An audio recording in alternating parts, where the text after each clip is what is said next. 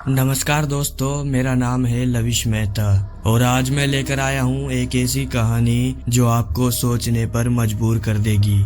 तो चलिए फिर बिना किसी देरी के साथ हम इस कहानी को शुरू करते हैं और आप बेस्ट एक्सपीरियंस के लिए ईयरफोन लगा लीजिए। सोते वक्त महसूस होने वाली मौजूदगी।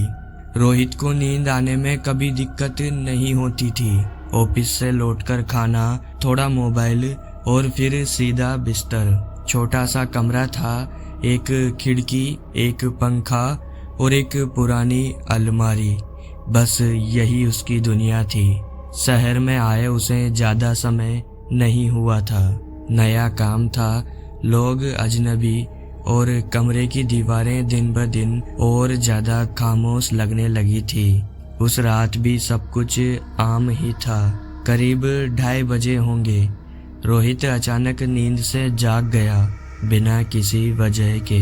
कमरा अंधेरे में डूबा हुआ था, पंखा चल रहा था। उसकी हल्की सी आवाज पूरे कमरे में फैल रही थी। बाहर गली में कुत्तों के भौंकने की आवाज आई और फिर सब कुछ शांत। रोहित ने करवट बदलनी चाही, पर उसका शरीर हिला नहीं। उसने सोचा शायद नींद ज्यादा गहरी है, पर उसका दिमाग पूरी तरह जाग चुका था। सांस चल रही थी, दिल तेज धड़क रहा था, लेकिन हाथ पैर जैसे किसी ने जकड़ रखे हो।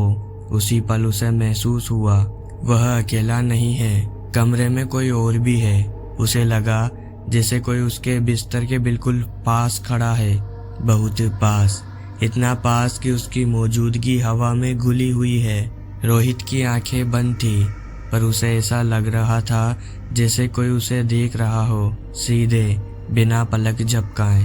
उसके सीने पर अजीब सा दबाव महसूस हुआ, जैसे कोई धीरे धीरे झुक रहा हो।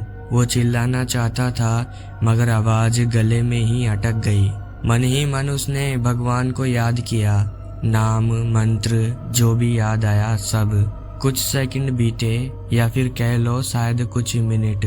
समय जैसे रुक गया था। फिर अचानक सब कुछ खत्म। उसका शरीर हल्का हो गया।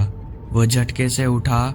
कमरा वैसा ही था, खाली और सुनसान। पसीने से पूरा शरीर भीग चुका था।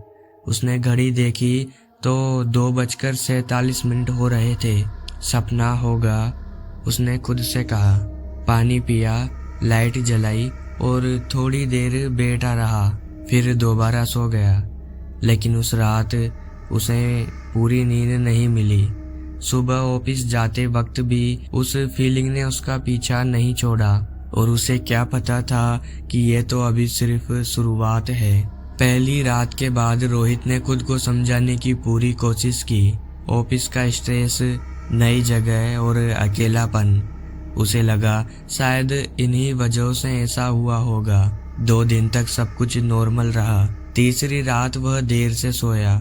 मोबाइल पर रील्स देखते देखते कब नींद आ गई उसे पता ही नहीं चला। फिर वही अचानक आंख खुली।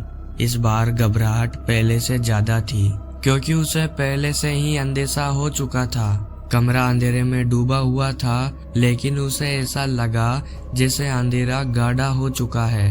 पंखा चल रहा था, पर उसकी आवाज अब अजीब लग रही थी, जैसे कोई बहुत धीमी सांस ले रहा हो।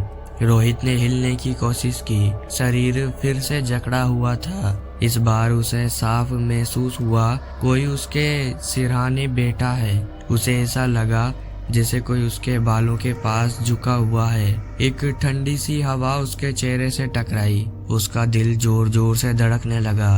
वो आंखें खोलना चाहता था, लेकिन डरा हुआ था। डर इस बात का नहीं था कि वहाँ कुछ होगा, डर इस बात का था